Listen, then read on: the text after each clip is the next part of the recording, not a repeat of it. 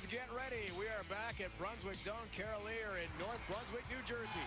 It's the 64th U.S. Open, our second major of the season. From the Dracula Lanes in St. Paul, Minnesota, ABC Sports brings you the exciting final rounds of the $75,000 U.S. Open. Another great tournament on the Professional Bowling Association's 1971 tour. Since the inception of bowling's U.S. Open, the true greats of the sport have fought for the right to be called U.S. Open champion. Over the years, the Open has become known for heroic performances. Count 'em, 7 in a row. This event always seems to create unforgettable moments. With Lady Luck on your side, amateurs and pros battle for bowling's most prestigious prize.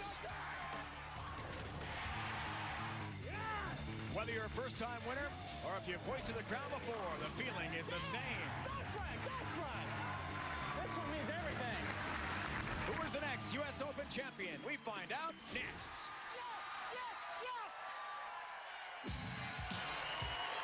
From Brunswick Zone, Carolier in North Brunswick, New Jersey, just south of New York City, ESPN proudly presents live coverage of the 2007 U.S. Open. 4 of the world's top bowlers are playing for serious stakes today. $100,000 to the winner and a 3-season tour exemption. Now all 4 are ready to roll. This tour veteran is making his first TV appearance since 2004. Today he looks for his 7th career title and 2nd major. From Middleburg Heights, Ohio, Dave D'Entremont. Dave D'Entremont has plenty of TV experience and a major championship to his credit. What he does not have is a tour exemption. A win today guarantees 3 years of life back on tour for Double D. Last year's PBA Midwest Region Player of the Year is making his first career TV appearance. Today he looks to become the 18th bowler to win a major as his first career title. From Springfield, Illinois, Jeff Carter.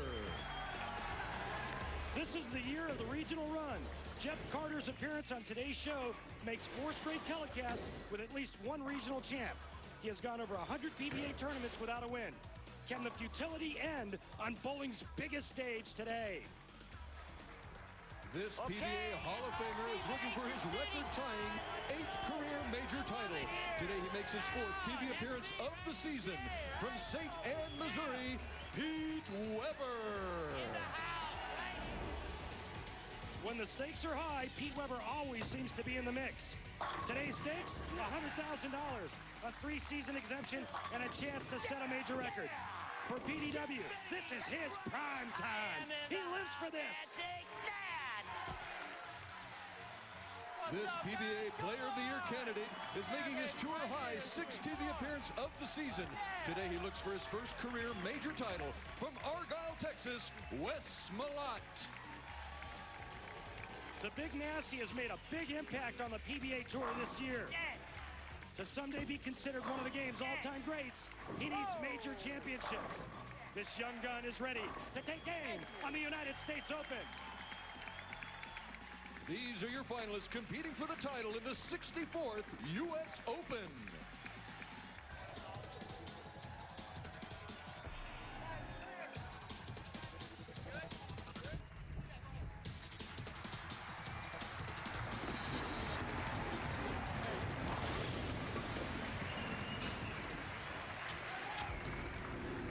One thing is certain, by show's end, one bowler's life will change dramatically. To be known as the U.S. Open champion places the winner among the all-time greats of the game. Here in Northern Jersey, we will crown the next king of the sport's biggest tournament of our season. Our format has been lengthy and grueling. We started with nearly 500 bowlers who could bowl a potential 51 games. The entire field bowled 18 games of qualifying. The top 123 bowled 9 more. The cut made of the top 24, starting round-robin match play, which ended late last night. When the dust settled, we're left with the top 4 bowlers in total pinfall. It's stepladder bowling today. Dave D'Entremont, the 4th seed, takes on 3rd seed Jeff Carter. 2nd seed Pete Weber meets the winner of that match, and Wes Malott, hoping for his first career major, is the number 1 seed. Well, hello there, bowling fans, and get set for the second of our 4 major championships here today in Jersey. Dave Ryan, Norm Duke, Randy Peterson alongside. These guys know a thing or two about winning majors. They've won 3 combined. Randy, let's talk Pete Weber. This is his type of event. Stakes are high and a chance of tying another big-time record. Well, Pete's approach to majors is Tiger Woods-like, and his record proves it. In Pete's own words, you can't be a Hall of Famer without winning majors, and he's won 7 of them. A lot of milestones will be on the line today for Pete. A win today will tie him with the late, great Earl Anthony for the most major victories with 8. A win will also tie him with the great Mark Roth for 34 career titles, 3rd all-time. No player has made more televised finals and majors than PDW, and today he looks to be the first ever to win 4 United States Opens. Who can forget his last U.S. Open title? Anaheim Convention Center, Southern California, celebrating with his wife Tracy. His last major TV show came last year at the World Championship in Indianapolis, where he eventually lost to Walter Ray Williams Jr. Norm, let's talk about Pete Weber now. We know he certainly is the legend against the young gun in Wes Malott. Pete already has compiled Hall of Fame type numbers. The question today, can Wes Malott put himself in the history books? Well, Wes Malott has become a dominant player on the PBA Tour. This is his 6th telecast of the season, a career best, a tour best. But so far, he has yet to win a major title. Now, last night, he took over the lead in the position round with a 246-245 win over the great Pete Weber, showing that his game has matured and to a major level. But for Wes Malott to win today, he has to continue to show the power, the patience, and, of course, the guts that got him the top seed in the U.S. Open, Dave. He's already wrapped up $50,000. Second place is Wes Malott's. Can he win his first ever major championship and 2nd title of the season is a question. So our first matchup, guys, is Dave DeAntremont against Jeff Carter. Makes his TV debut today. As Randy said in the intros, how about the regional run continuing? Let's check into the stepladder brackets. Dave DeAntremont takes on Jeff Carter. First matchup, and PDW, Pete Weber, awaits the winner. Wes Malott is in the final match. He's clinched that. 1 win for him today. A single game brings him his first major championship. And a lot of money on the line, Dave and Norm. $100,000 for first, $50,000 for second. All 4 of our finalists today are going to make a healthy check. Yeah, it's enough to make you nervous for sure, Randy. These 2 players, it's been a long time for them. Long time for Dave DeAntremont and Jeff Carter's first ever TV show, and it comes in a major. 28th career TV show, Dave DeAntremont has double wood to deal with. All right, could have been worse.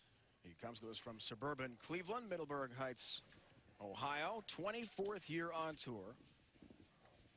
Now, despite the fact he's not been on TV since the Uniroyal Tire Classic, Indianapolis 2004, does have 6 career titles, and Randy's won a major. He has been to the big stage before.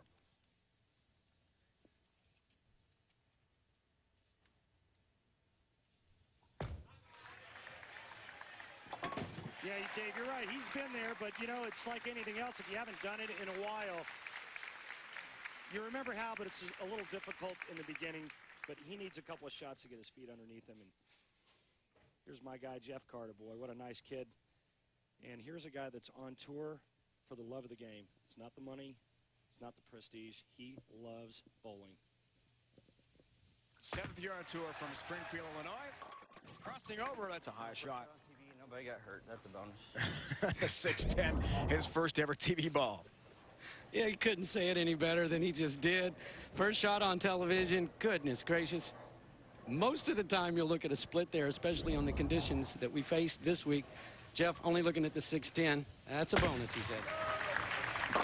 And he does cover nicely. He's hoping to become the 18th bowler to win a major as a first career title. Randy, as we check the Ace Hardware matchup, the last going back to 2003, Brian Smith at the Masters out in Reno, Nevada. So Jeff Carter, very optimistic when he spoke to him last night about a good showing. Well, he's come in this week with a different mindset. You know, he didn't look at the leaderboard all week, didn't look at the standings. He just went out and bowled. The results, pretty strong. A touch high there as well, though, guys, and a difficult split to deal with here on the 4-9. Yeah, and a bad break, and we saw a lot of this. The 4-9 and the 7-10 split, the pocket splits. It's so hard to hit the pocket, and when you get it near the pocket and leave a 4-9, Randy, just killer. And Norm, what I saw this week was the guys that got here, our 4 finalists today were the guys that stayed away from splits when they threw a bad shot. and they had better carry, better striking percentage than everybody else.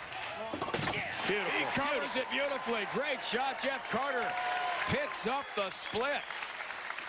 Yeah, and it doesn't hurt when you have a spare game to boot. Perfect. Midwest Regional Points champion. Got him the exemption for this season. One of 6 regional champs. Dave DeAntremont is trying to win a Central Regional title as we speak. He's battling with Brian Walczak right now head-to-head. All 10 down for the guy they call Double D. And Norm, as he told us last night, he's trying to get himself mentally and physically ready for the big regional wrap-up to their season. We see a lot of TV experience and a major as well back in '96. He was hoping to tune his game up for a regional event, not make the TV show here at the U.S. Open. Yeah, you know, he can win this, get a 3-year exemption. He'll still bowl the regionals because he loves it, he loves the action, he loves to keep his game sharp.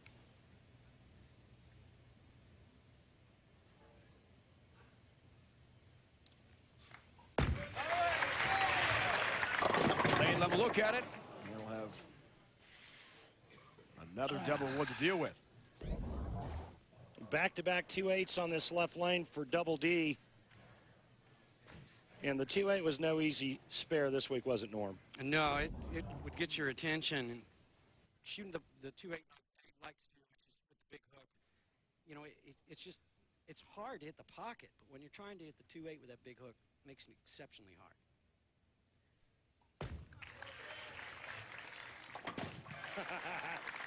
Wow. Okay. Well, 2 for 2 on the tough 2-8. And Norm, Dave, the reason why that spare was so difficult this week, it was just the oil pattern. I mean, he had very little room to the right if you threw it good, and you had very little room left if you threw it good. So, and that was on a strike ball. So just kind of multiply that when you're shooting that 2-8.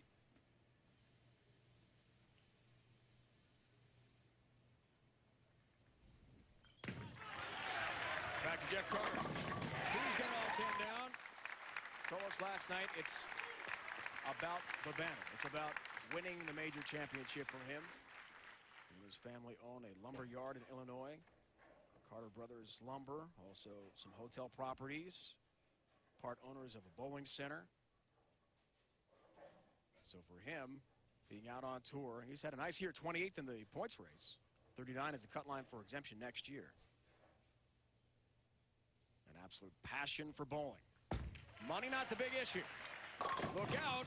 Crossing over, almost had the Brooklyn 6-10. Yeah, this was bad off his hand. You know, he had a strike up. One of the hardest shots to throw, Randy, is when you got that strike up, you feel like, oh, this is my chance to get a double.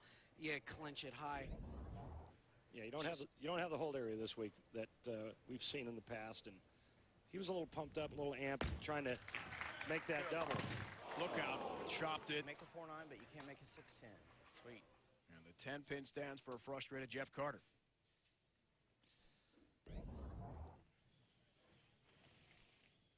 Well, this is where the premium was this week with this condition, is you had to make your spares to chop the 6 off the 10. Catastrophe for Jeff Carter. So DeAntremont works on a spare here.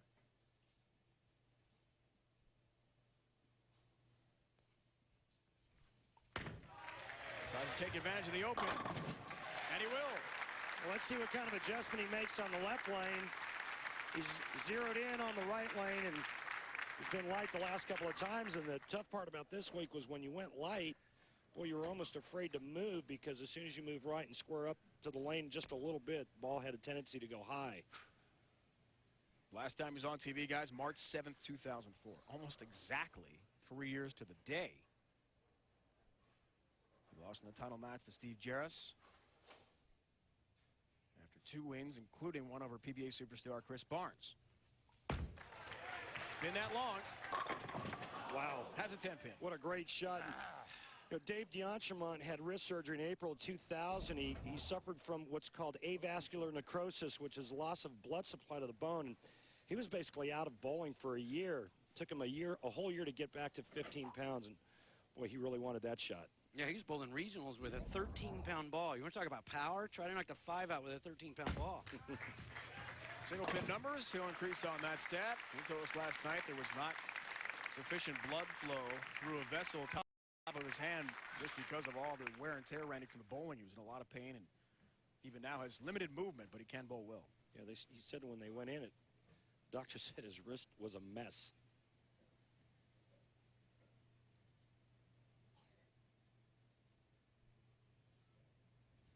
Back to Jeff Carter, fifth frame. Again, it's high. Trouble with the look. 3-6 this time.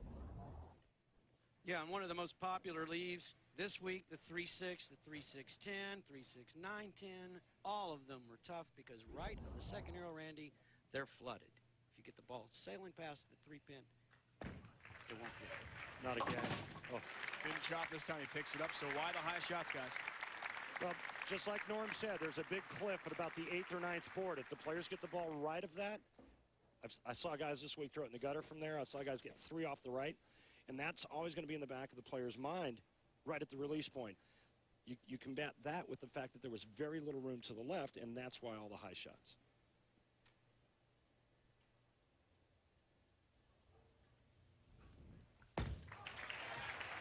Can he make the proper adjustment? There's a late hit on the 10-pin. Yes, he will. Jeff Carter a strike. Exciting first match of the 64th U.S. Open from North Brunswick, New Jersey. Jeff Carter from Springfield, Illinois, head-to-head with Dave D'Entremont from suburban Cleveland. The 64th U.S. Open is brought to you by Denny's. Denny's always works. By Ace, the official hardware store of the PBA. Ace, the helpful place. By Prescription Flomax. And by Motel 6, official lodging partner of the PBA. For the lowest price of any national chain, go to motel6.com. In our field today, 41 total titles. Pete Weber, of course, the leader in that category. 33 for PDW and 7 majors. Wes Malott 2. Jeff Carter looking for his first. And Dave D'Entremont has 6 titles plus a major. Double D, a 14-pin lead on Jeff Carter midway through this first match. Let's break down the oil pattern and do so. Randy did that earlier with us here today. What makes the U.S. Open such a great event is the brutally tough oil pattern, and this week was certainly no exception. 41 feet in length, but very flat side to side. Let me show you where the players will be attacking this oil pattern today. Right here is about 43 feet just on the other side of the pattern, about the 10th board in from the right. Second set of rangefinders. This is what we call the break point. This is where you're going to see all of the traffic today. The 3/4 represents the amount of area the players will have to get their ball to the pocket if they throw it perfectly. But keep in mind, in order to strike from this spot, they better throw it perfect with the right amount of speed and rotation. All right, Randy, good breakdown of the oil pattern here at the 64th U.S. Open. 300 games this year. You see how many? 102. So the numbers certainly are on pace for a big year there. Monty Walczyk did have a perfect game here at the U.S. Open, just the one. Dave D'Entremont didn't like that on release. Norm was that break. Yeah, commercial down a break. little bit.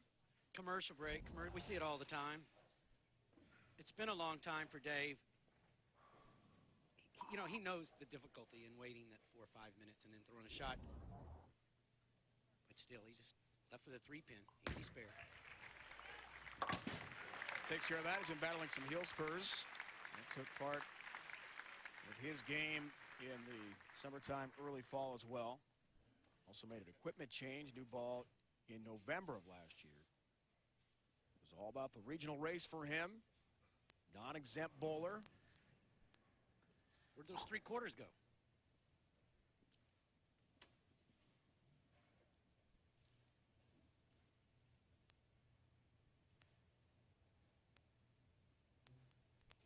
Up by 13 pins. Looking high, and a 7-pin count. Let's take a look at where we were wanting to see that traffic in that second set of rangefinders and see where this shot goes from Dave D'Entremont. You can see that it's left of that target and by about 1.5 inches. So again, it just shows you how critical the oil pattern is. And this is what happens. And for those of you that are involved in PBA Experience Leagues, as Dave misses this 3-6-10 at a very bad time in the match. For those of you bowling the PBA Experience Leagues and you want to experience the U.S. Open condition, about the only way you can do that is pick any named pattern that you want and then pour sand down the middle of the lane. All right, guys, big moment here. Jeff Carter trying to take advantage of the D'Entremont Open in the 7th. Suddenly it's up. 5-2, works in a strike. That's a high shot again. And it's a 3-6 for Jeff Carter. Let's take a look where this ball ends up down there at the rangefinder. Look at that second dartboard right there. Now that's a good shot, but you heard Jeff Carter say that this lane is broken down and is on fire in a hurry. He will make an adjustment the next time on this lane. He'll move to the left. Now, Norm, congratulations on a great week. You finished 5th. Thank you. When you saw that, what adjustment did you make next? Well, you know, you have to move to the left, but as soon as you do so and you're feeding it out to that area, you know, you're exposing the ball to that final, the outside 8 boards. If it hits those, then you're looking at selling the head pin. So you have to move left, but then you have to guard from missing the head pin to the right when you do so. Keeps a 2-pin lead. Has a 10-pin. Randy, we know Jeff is heavily involved in raising funds for cancer research. She's got a website, jeffcarterbowling.com. Yeah, a close friend of his passed away from cancer, Mary Tubner, and now he raises money, and all the proceeds from his website goes to cancer research. It speaks volumes about the kind of guy Jeff Carter is, why he's so well liked out here. It's just a guy with a great personality and a lot of class. Oh, none better. Absolutely. His friend Mary Tubner passed away in 2001, lost her battle with cancer. The last several years, they've raised more than $45,000 for cancer research. Renamed the regional event at their bowling center in Illinois in her name. D'Entremont was in the driver's seat. Things have changed dramatically after the Open. Still in the match, 8th frame.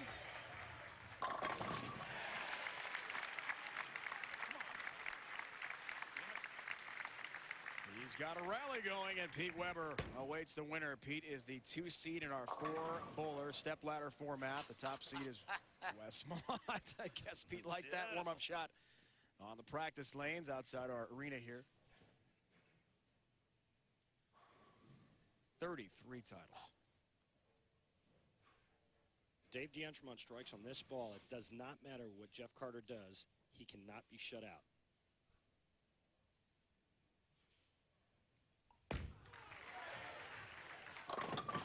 That was a big foundation frame shot. However, double wood again. 2-8. Wow.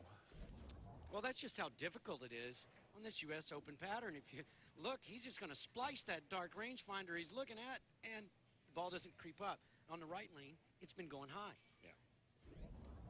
Tough U.S. Open patterns. No, or oil pattern, no give-me's at the U.S. Open. Yeah, 492 players started to 214 to make our telecast.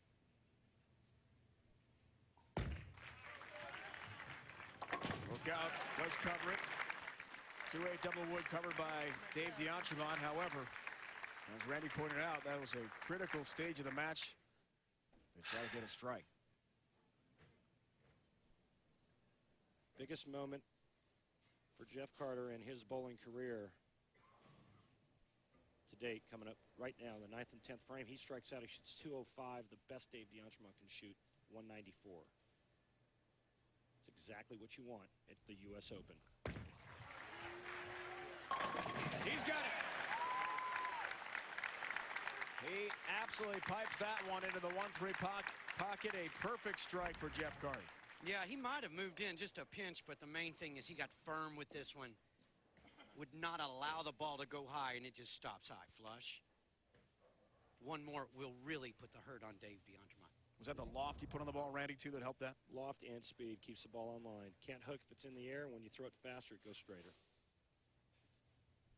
That's what he needs for a victory to climb the ladder. That crosses over, though. Yeah, the tough part about this left lane is we've seen the 2-8 and the 2-8 and the 2-8. The balls aren't making it up. You try to grab it to get it to hook just a little bit, it's going to hook early. When he knows that as soon as he lets go that it's not near far enough to the right. And again, The ball does not have a chance to hold pocket. The good news is he broke up the split, only leaving the 3-pin.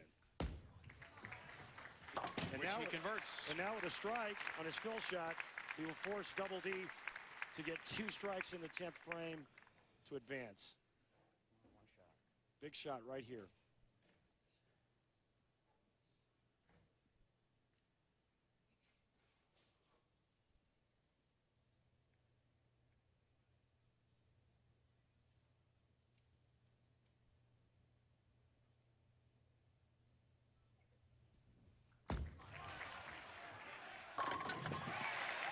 Down to the pit. That was very large. Yeah, and that was by far his best shot of the match right there when he needed a fill so badly. You know, a double in the 10th on this condition is just a tall order. Jeff Carter knows this. Jeff, the 7th bowler this year to make his TV debut. Starting with George Lambert IV back at the Masters in Milwaukee. The first to win was last week, Mike Miniman in Parkersburg, West Virginia. Can Jeff Carter repeat the feat? Will not be easy. That's what we see with D'Entremont and what he needs. Yeah, this is good lane, though.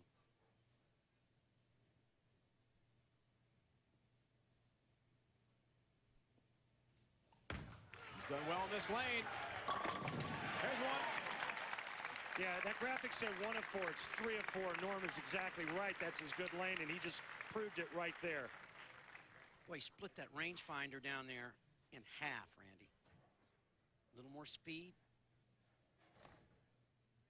One more just like it. He's going to advance and take on Pete Weber. Yeah, one more. All he needs to do is stay behind the line in the field. All right, if you want to get technical, one more and 2 pins.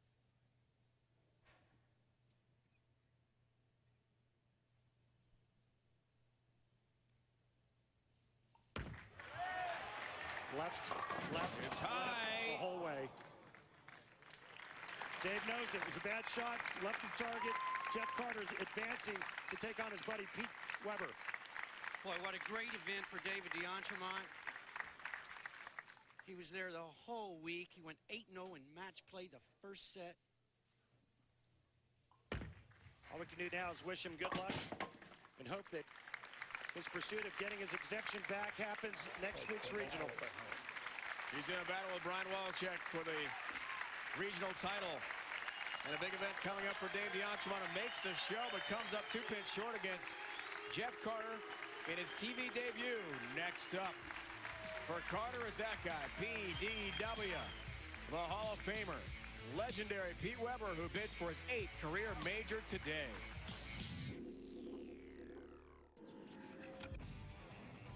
Let's flash back to the 1972 BPA U.S. Open at Madison Square Garden in New York City, not far from where we are here in Jersey. Don Johnson, in his one game, rolled a .233.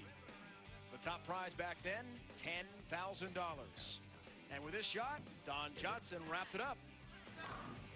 One of his 26 career titles for the great Don Johnson, the Hall of Famer.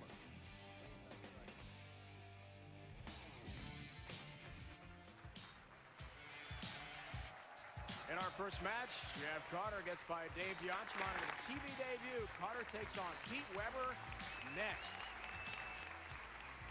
Well, winning a U.S. Open bowling championship is certainly a career-defining moment. Just look at the last 2 winners, and Chris Barnes and Tommy Jones winning their first ever U.S. Open title in this very building here in northern Jersey. But for 2 Hall of Famers are Norm Duke and Brian Voss. Winning that U.S. Open title has proved elusive. Hey, tell us more about that. A career definer for everyone. Well, I think the U.S. Open is the premier event, not only the Professional Bowlers Tour, but in the bowling world. Pays the most amount of money, and you're going to be the U.S. Open champion for, you know, just like every other sport. You know, Tiger Woods wins the U.S. Open in golf, and we have our U.S. Open. It's our hardest tournament to win, and just like it's their hardest tournament to win. We bowl on a flat pattern. You miss right, it goes right. You miss left, it goes left. There is no margin of error. And it tests you as not only as a bowler, but as a person. I mean, you've got to be ready for bad things to happen. Strike and 6 pins. and I bowled 202 to lose by a pin. So yeah, it was bittersweet. It's nice to finish second in the U.S. Open, but second is the worst. But you can't win that tournament by being lucky. If you bowl the best that week, you're most likely going to be on the show and have a chance to win. And to win that event, I'm telling you, it's a career-changing event. So to be able to stand up and do the things that you've dreamt about as a kid, and you've put all the practice in and all the training for, to throw one strike in the 10th frame to win a U.S. Open that's what it's all about. I would trade the other 8 titles in right now to win the Open again. You know, I mean, that one you can never take away. You can win a major, 2 majors, but the U.S. Open is our most important event. It's the one. It's the one. It really is. This one means everything. If you can win that event, everyone on the tour, even those that are off the tour watching television, knows that is the hardest tournament to win. And we all won it. We all won it really bad. Right on. That's what it's all about right there.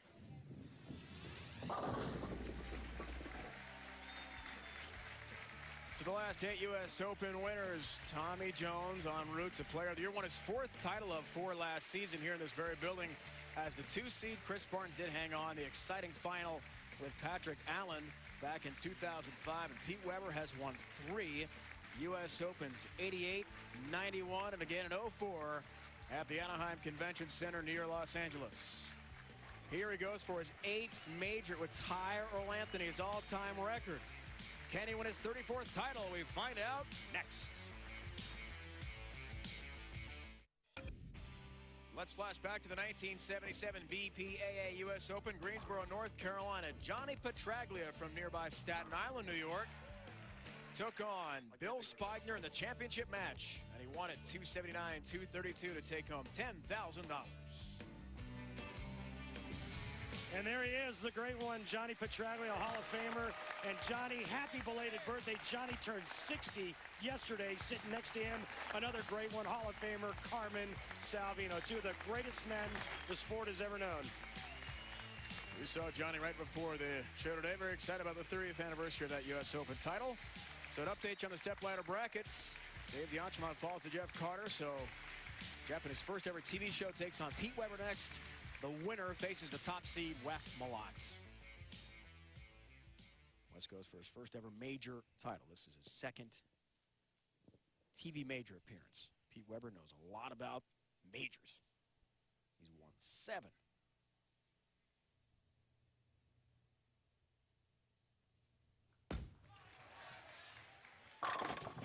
Perfect shot, Jeff Carter. After a long break, Randy, it's not easy to do to keep your concentration and think about the next step in your first ever show. No, but he's got 1 game under his belt, and he looks loose, and I think he's going to bowl a much better game against Pete Weber, and he better.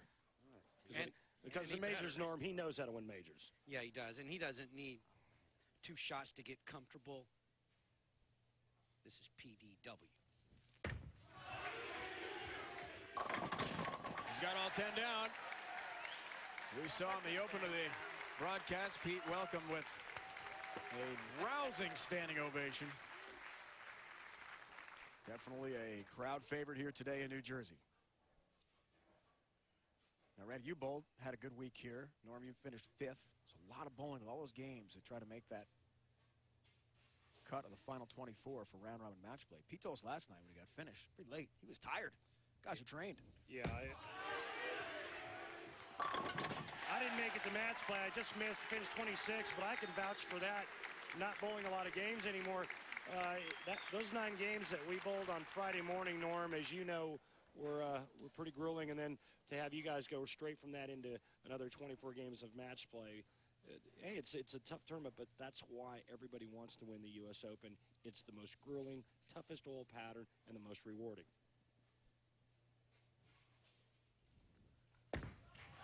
Back to Carter. He's got all 10 down, 60 feet to success for Jeff Carter, who at 37 years old, Norm, makes his first ever TV appearance. We talked about that in his first match with Dave DeAnchemont, but he's good friends with Pete Weber, knows a lot about bowling in big events and regionals, but TV experience, this is new for him. Well, it is new. Now, they are in the same region, Pete Weber and Jeff Carter, so they have some experience against one another, but not experience like this.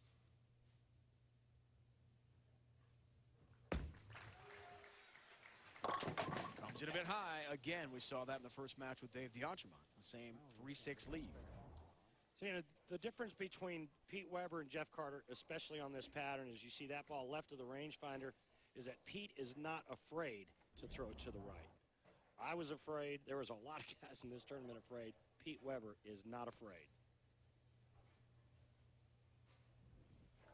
Trying to improve upon the multi-pin number. He'll do just that. So George Lambert, the four, Steve Rogers, Andrew Kane, Billy Oatman, who did have a win in Vegas before losing to Jason Couch in the final, Riga Kalfas, Mike Miniman, now Jeff Carter, all making their TV debuts this year. I love the puka shells. I got to tell you, Jeff Carter, I love the puka shells. Quite a trend. Miniman won last week. Can Carter make it 2 in a row? TV debuts and a win? Got to get by Pete first. And that may not be easy. Right of the rangefinder, Norm. He gets it back from there. Why? Well, he gets it back from there because a lot of side turn and a lot of rotation. He's going to angle this ball just right of that rangefinder and watch it peel and then stop high flush. In my opinion, the best release the game has ever seen. Well, certainly in majors by a long shot. You watch his hand at release when he lets go, but when that hand is open pointing to the sky, you can bet that it's a good shot. Just like that, and that's the result. The fingers open, the hand open, Norm.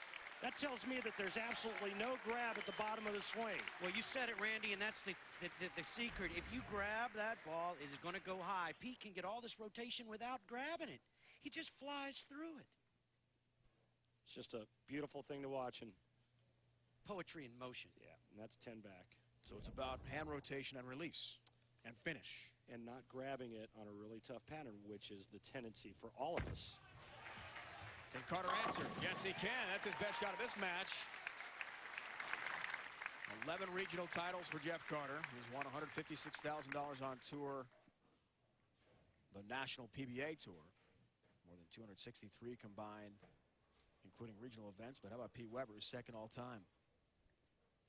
Yeah, Jeff Carter down by 22 cannot afford to let PDW run away with it. Pete's won $2.87 million. Back to Carter again here. Leaves a 4-pin on a nice-looking shot. Better shot there. He gave it a little bit more room to the right, but he needs to go just another half a board or a board further right. Great open hand there. The loft. Jeff Carter's been working really, really hard with ball rep Chris Schlemmer on some mechanical issues and trying to keep his hand more behind it to create more end-over-end roll. Jeff also is a father of 2 kids back home in Illinois. Caitlin is 9 years old. She's a very good dancer. Dances on a team that travels around regionally. Won 5 gold medal awards. They're just in Peoria, Illinois, competing with 12 to 18-year-olds. She's done well for herself, and little Trey is 2 years old. Wanted to say hello to them back home in the nation's heartland. What a start here for Pete. Trying to become the elder statesman among U.S. Open champs. 5 in a row. You know, and this is why this guy is so dominant when it comes to majors, when it comes to professional bowling, period, is that he's making a tough pattern look easy. Guys, it's a Motel 6 frame. PDW has a front 5, striking the 6. Learn $600 from Motel 6, official lodging partner of the PBA. Also eligible for the $6,000 bonus if he throws the front 6 more than any other bowler on TV this year. Up 32.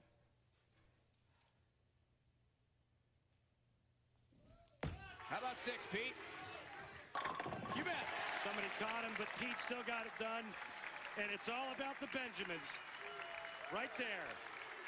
6 of them. Pete Weber up by 42 pins. He's got a perfect game going against Jeff Carter in his first ever TV show.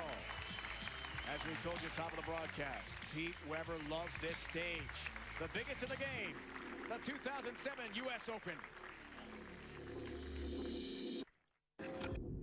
The 64th U.S. Open is brought to you by Go RVing. Visit GoRVing.com for a free DVD. What will you discover? Go RVing.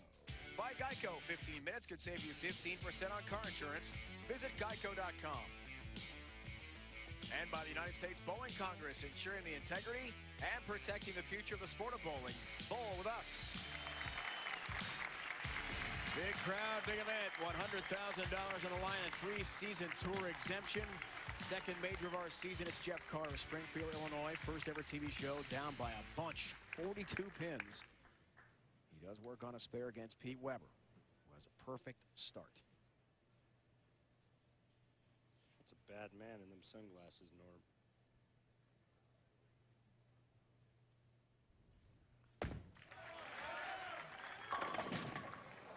Four pin. Yeah, Carter with a lot of quality shots, but he's just getting pounded by Pete Weber. And, you know, all week long, the first 6 was just unheard of. You didn't see a lot of that. 1-300 game this week out of 492 bowlers that started this event. Yeah, Lonnie Wallachek, the only 300. I didn't see it, so I didn't believe it. An amazing field here, guys. We told you about great bowlers in our show. 26 bowlers from out of the country competed. 20 from Canada, 3 from Finland, 1 from Mongolia. We had a bowler from Russia and a bowler from France on hand. Going for the big money. Open format. Anyone can enter. Oh, 7-10. Now, this can be made here. I made this 7-10 last year here in this building. So this hasn't been made on TV since Jeff Stayrook. As a matter of fact, you're right, Jeff. 1991, Tucson, Arizona. I was about to say it. Thank you. Yeah, he took it right from me. Jeff Carter. At least he's having fun with this. Make it. That'd be something, wouldn't it? Make it. Ouch. Closer. That would have been awesome. Only 3. Roth, John Mazza, Jess Stayrook. Incredible. You think Jeff watches the telecast and he knew that it was just Stayrook? Just might.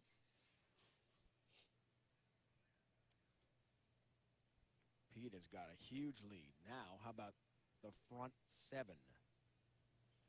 Right lane. All 10 down. All right, now don't use them all up, Pete. Yeah, I will say this. The one reason that all of the players on television today are power players, they made it because they were able to move inside and get fresh length and bank it off that break point that Randy was talking about and always get the pins. Norm, there's a Flomax weekly update with Pete. 21st this week. 62nd last week. Yeah, that was Parkersburg, won by Mike Miniman. Now going for the front 8. 8 in a row. Oh, yeah. He's getting closer. Yeah, but he wants to do this in the title match. I guarantee you, he wants revenge on Wes Malott after Wes beat him in position round last night.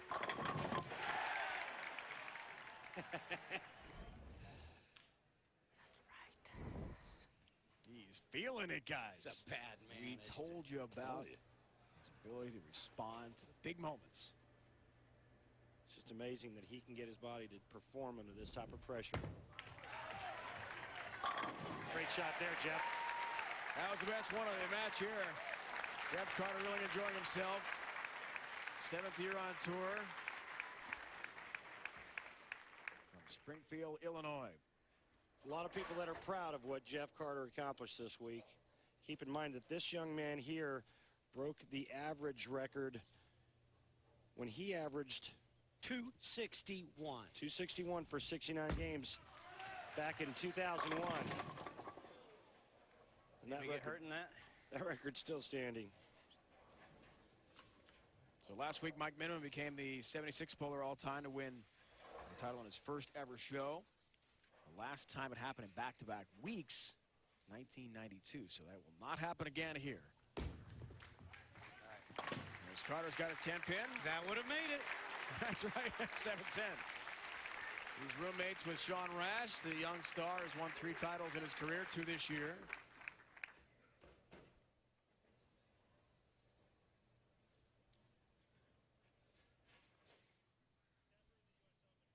Never happened in the U.S. Open. A 300 game with Tracy watching. Can he become the 4th major tournament history to do it? How about 9? Won't happen. The run in to the 10-pin for Pete.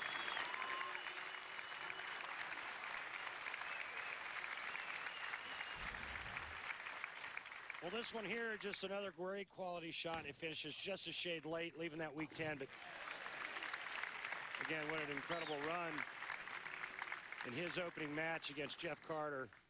3 strikes in the 10th, and Pete Weber's going to shoot 279. He has had 299 on television. So Tony Reyes at his 300 gain, November 5th this season. It's a high shot and the 310 split. Taylor, Michigan. Tony became the 17th bowler on TV to bowl a 300 game. Did that against Parker Bone III en route to a title. Who did he beat in the final? None other than U.S. Malott, who in fact is in the final here as the top seed as well. We'll fast track the match here, folks, because it is over. Pete has clinched it. Just no matter what the final numbers will be. So it gives us a chance as we watch Jeff Carter get 9 down. Norm, to look forward to the next matchup for Pete. And as Randy alluded to, a little revenge perhaps on his mind. Last night, a thrilling match, position round here at New Jersey, where it went right down to the last shot. Yes, 246, 245. Pete Weber needing a strike in the 10th to maintain his lead. But the ringing 10-pin. U.S. Malott overtook that lead. He's the top seed today. But the two will face off. That's what we're here for. It was a great match, and Pete Weber left a blowout 7-10 or pocket 7-10 in the second frame, and U.S. Malott strung a couple of strikes, 4 or 5 in a row, and then went a solid 8, and then coming down the stretch, 9th and 10th, the match seesawed. What a showing for Jeff Carter. First ever TV show. 11 times regional champ, but still not on the PBA Tour. U.S. Malott, the top seed, bids for his first ever major. Can Pete Weber tie Earl Anthony's record with 8 major titles? Better shoot more than 260 if he wants to win. Pete's feeling good, isn't he?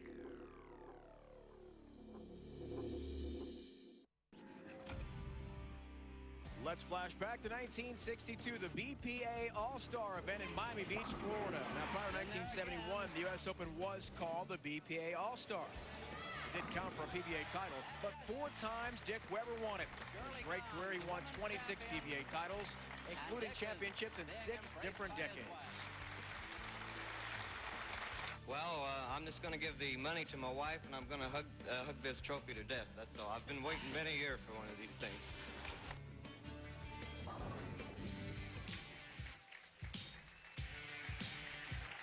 PDW getting set to go for another major championship and what would be his 34th career title. You compare Dick and Pete and just amazing numbers.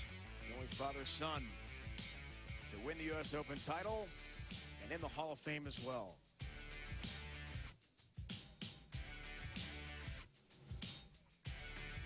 Well, another great Hall of Famer has won plenty of major championships and Player of the Year is Walter A. Williams Jr. Let's join him now from his RV. We go on the road with Go RV.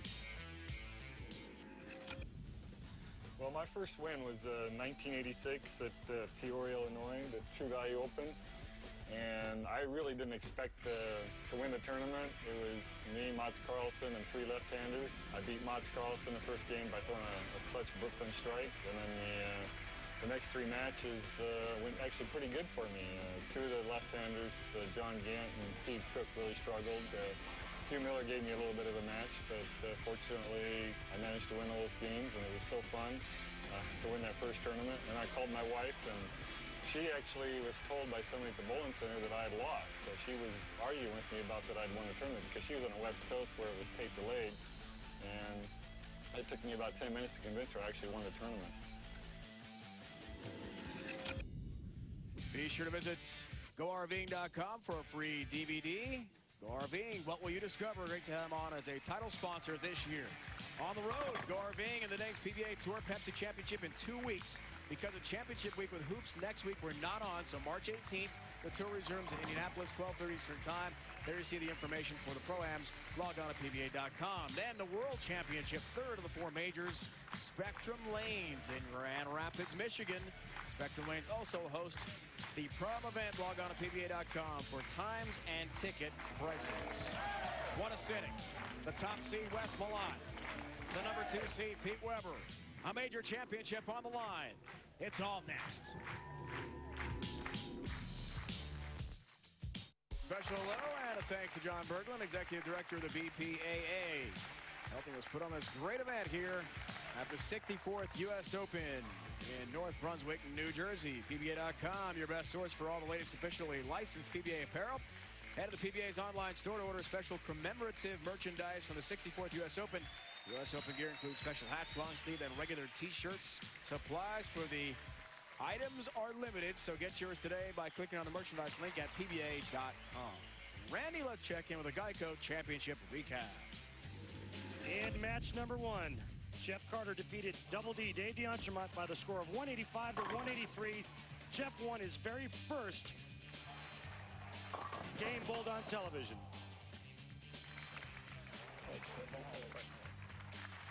Match number 2, PDW, Pete Weber. He took on Jeff Carter. He started with the front 8 strikes for 267. He took down his buddy Jeff Carter, setting up a great championship match for the 64th United States Open.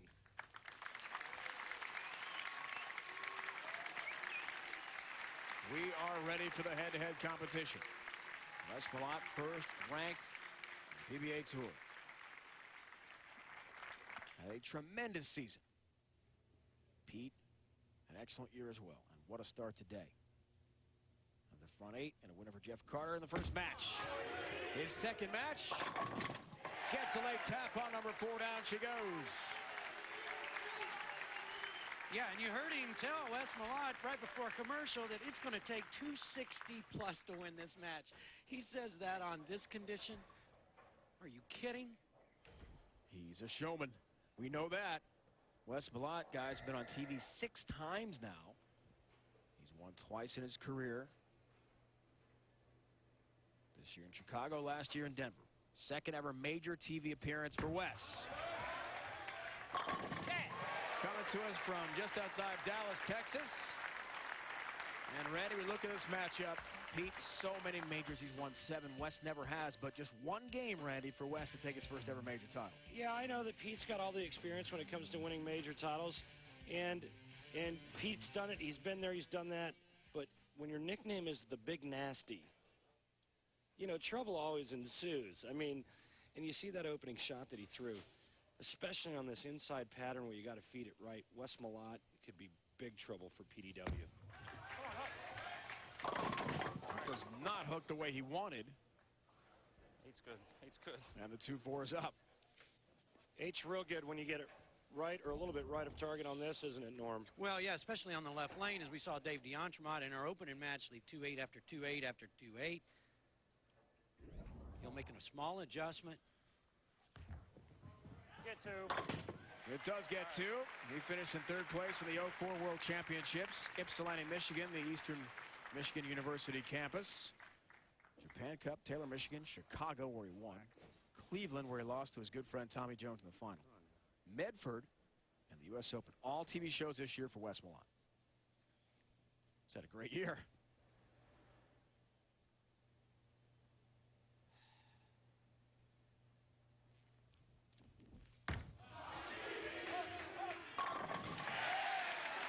Crunches down all 10 into the pit, shrapnel everywhere on a great shot by Pete Weber. Well, Pete has moved up, what, Randy, about 5 boards left? Yeah, try to catch that a little more feed to the break point. Guys, come up, Danny's PBA Tour action March 18th, so we're off next week for Championship Week for Hoops on ESPN, ESPN2, and all the ESPN family of networks. The Pepsi Championship from Indianapolis, 12:30 Eastern Time, March 18th. Different start time than today. In 2 weeks, we're back with you. Norm, you're right. Big jump to the left, but keep in mind, his break point is still the same. You're looking for that dark strip down the lane at about 43 feet. He's still using that as bank. Ooh, a little inside of it and goes high flush. And a ball change, I believe. Off to another tremendous start. I think the other thing that makes the U.S. Open such a prestigious event is the names that have won this prestigious title. Names like Don Carter, Dick Weber, Dave Husted, who won it 3 times. Del Ballard Jr. won it twice. Marshall Holman, Andy Varapapa, Walter Ray Williams Jr. Wes Malott looking to add his name to that list. With shots like that, it might just happen. Let's check in with the Atomic Edge. It's all about Wes Malott's release. Watch what his fingers do right here. They're going to go to the left. That's ridiculous. Don't try that at home. And what happens when you do that? Well, it creates rotation like this. And with 16 pounds, revolutions in speed, nothing's got a chance if it gets in the way. Great look from our crew on the Atomic Edge at Wes's release there.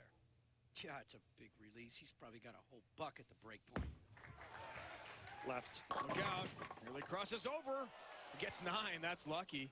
Could have been a disaster there. Just has the 10-pin. And you can't miss anymore. That ball starts around the 27th board at the arrows, goes out to the 12th board. You do the math. That's a lot of boards that you're covering out there. That's the way the lane's played this week. 10-pin for Wes, makes his 12th career TV show today. Last was in Medford this season in January. They lost to Brian Himmler in the semifinals, 209-183. Pete Weber off to another great start as the Turkey begin this match. The final resumes next.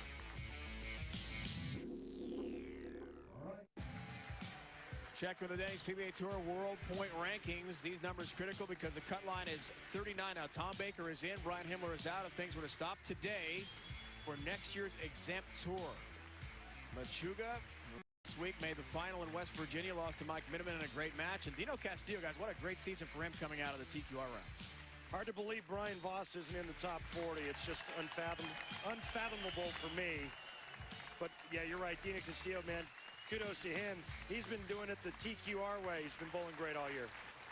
Wes, Chris Barnes, Jason Couch, Parker Bowen III, and Patrick Allen are the top 5 in the rankings heading into this show today. Would be Wes's first ever points title.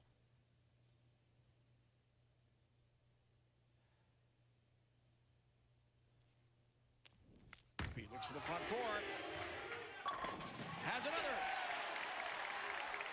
We're going to take a look at the adjustment that Pete Weber made from his first match to this match.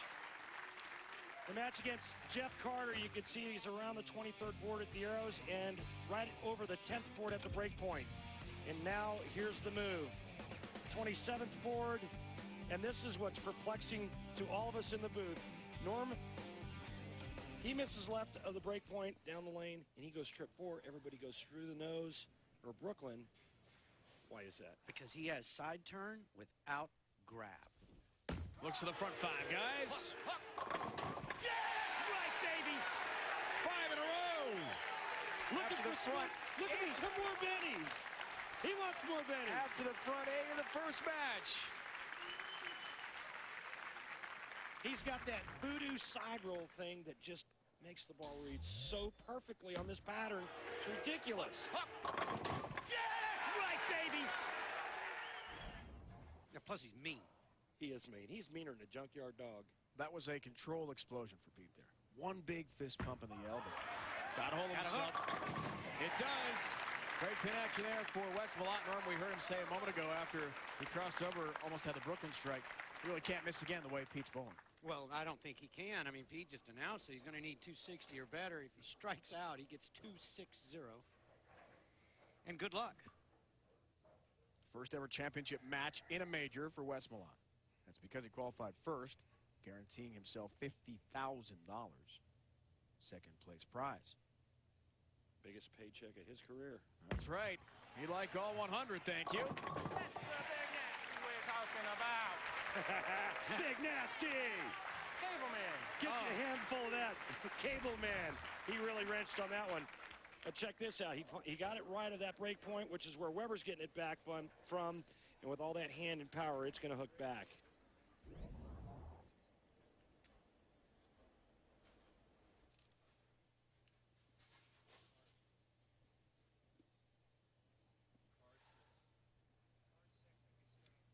This is for $600. Can he do it? A 10-pin. With a front five, he would have earned $600 from Motel 6, official lodging partner of the PBA. And would have been eligible for the $6,000 bonus. Throws the most front six more than any bowler on tour.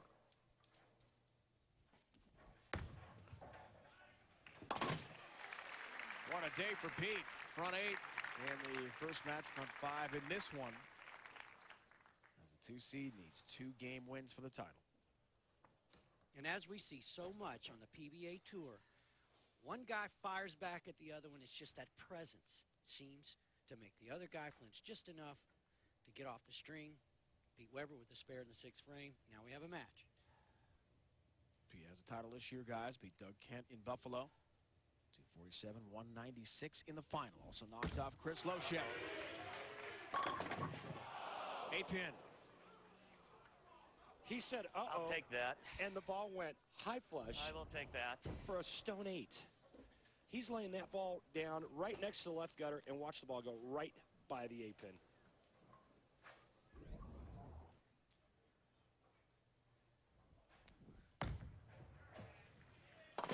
Knocks down the 8. Single pin conversion for Pete in his 112th career TV show. 4th of the season for the Hall of Famer. Can he tie Mark Roth for 3rd all-time? 34 titles. Right now, Wes Malott looking to make this an 8-pin match with 2 strikes here in the 7th and 8th. Looks for the turkey. Will not get it. His ball just does not respond off of that same spot like Pete Weber's ball does. Jeff Carter's ball responded okay from there. Dave DeEntremont's so-so. But right now, what I've seen today, nobody's bowling ball reacts the way Pete's does on this oil pattern. Gets down to the break point. Some guys' balls just wiggle, just like Wes Malott's did right there. Some just don't make to the pocket at all. Well, you know, I bowled right next to Wes Malott a lot this week, and his ball responded off that spot quite consistently. Now, why it's not responding now, I don't know. Maybe because it's Sunday? Maybe because it's Sunday. Wes very good friends with Tommy Jones, defending player of the year, and the champ here last year, won his 4th title. This very bowling center. They talk a lot about progress they've made together as 2 of the young guns. This is the moment he needs. A little high and a 4. Weber's ball looked like it was a board left of that shot, and his went solid 8. Wes Malott's goes 4-pin. This looks like a pretty good shot right here.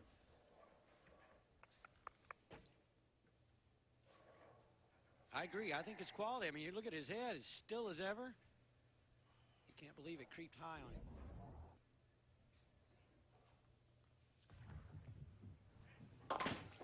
We'll have another single pin pickup.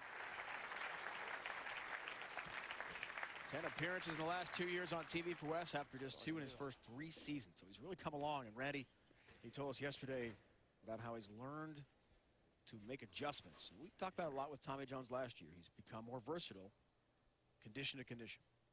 Without question, both of those players, as you mentioned, have learned to bowl out here. And right now, Wes Malott has his hands full with PDW. 8 frame. Comes in high.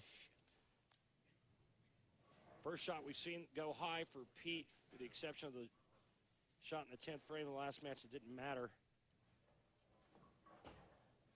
Right now, we're getting down to crunch time, and this is where you really start to feel it when you start letting those thoughts creep in about winning a U.S. Open, and that's what you don't want to have happen. Figures that's the hardest spare I ever shoot. Missed the 3. He's letting Wes Malott back into this match, and with only 2 frames left, we've got a ball game. Pete Weber going at a 224 clip. Wes Malott can strike out 9th and 10th for 225. Not over yet by a long shot. Pete with the sunglasses, loves to wear them on TV. Always feels more comfortable with the glare of the TV lights. Big shot coming off the open, and a nice response for the Hall of Famer. That was pure. That's Hall of Fame stuff right there. Watch how good this is. Look for the open hand at the release point, right here at the follow-through. There it is. And look at that beautiful balance, efficiency of motion, and the PDW signature reaction. Both of the guys continually moving left every shot. I'll hit the ball return here. I don't know if that counts or not. Wondering if it counts as a shot clock violation. He did the smart thing. He recoiled there and held onto it, and now he's just going to get reset, move the ball return out of the way just a little bit. Like Norm said, the players are moving left after every shot, and they just get deeper and deeper and deeper, and when you do that, you run into the ball return. Wes Malott now moves up on the approach to try to get around it. Saw him doing that last night. Positioning round. Slow things down. 4-pin. What are you going to do? Are you going to go straight? Or... Oh, my gosh. Again, another pretty good shot. He's fooled a little bit, Norm. He says, what are you going to do? You're going to go straight? Are you going to hook? What happened here? Well, both of these cases, the ball just reacts a little soon, and then it kicked it for a bucket. Then the next time, a little early, it's 4-pin high. 3 in the 10th make Pete Weber mark to win his 4th U.S. Open title. If Wes Malott does not double in the 10th frame, Pete Weber's going to win sitting on the bench. Pete would be the first ever to win 4 U.S. Open titles. Dave Husted has 3 along with Pete.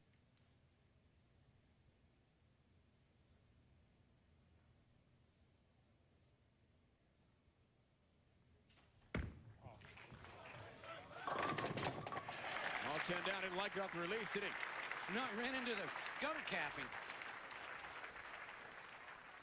He's so far left that his foot actually slid into the gutter cap. I got a re-rack, please. That's deep, Randy. Yeah, that's talking probably about the 45th or 6th board. Remember, the lane itself's only 39 boards across from side to side. And the boys are now using all of it. We saw Tommy Jones do that last year. You know, he was lofting it over the gutter cap on the right lane, standing in front of the ball return. This is what the U.S. Open is all about. That's why Dave Husted won 3. He was the best inside player the tour had ever seen up during that time he was winning those U.S. Opens.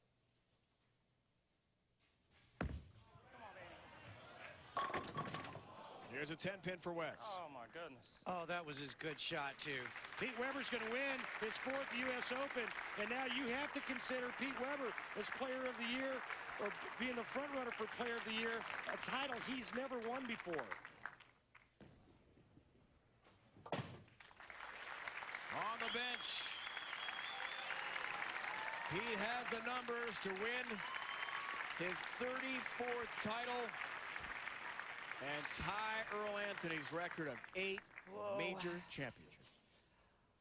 Whoa. Yeah, this is just victory lap for Pete. He needs 6. Lenny. 2 titles on the year, 1 major for the year, 2nd place at the Japan Cup. Yes, he does take the lead for Player of the Year, Randy Peterson. Great bowling this week, man. Great bowling. Can't throw it much better when you needed it, man. Can't.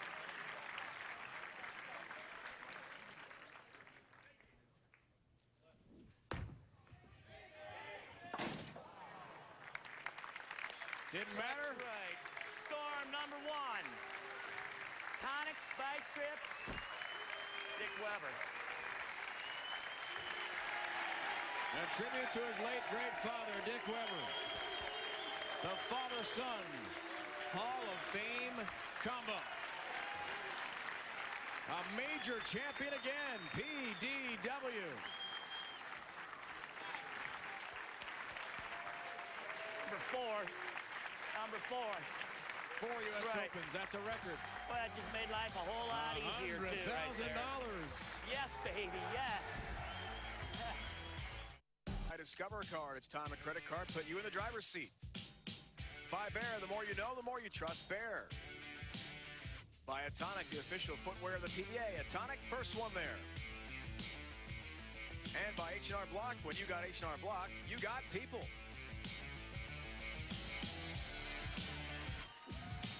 The incredible accomplishments just keep on piling up for the great Pete Weber. He's now tied with the late, great Earl Anthony. 8 majors. He surpasses Walter A. Williams Jr.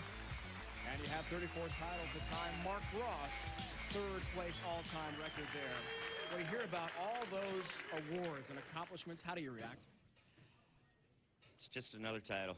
It's just another title. It just happens to be the U.S. Open, which goes with my major titles. And you know what? I just love the U.S. Open. It's been a dream of mine to win that tournament every year I bowl. And what a better sponsor than we can have right here at Carolier Lanes, too. What a beautiful place this is. Congratulations. Pete Weber takes another major championship as he wins the 2007 U.S. Open. The Pepsi Championship coming up on ESPN, 12:30 Eastern Time, March 18th, in 2 weeks after Championship Week. It's been a presentation of ESPN, the worldwide leader in sports. Now for the entire crew, Norm Duke and Randy Peterson, it's Dave Ryan saying so long from North Brunswick, New Jersey. Congratulations to PDW. Number 4. That's right. Boy, that just made life a whole lot easier, too.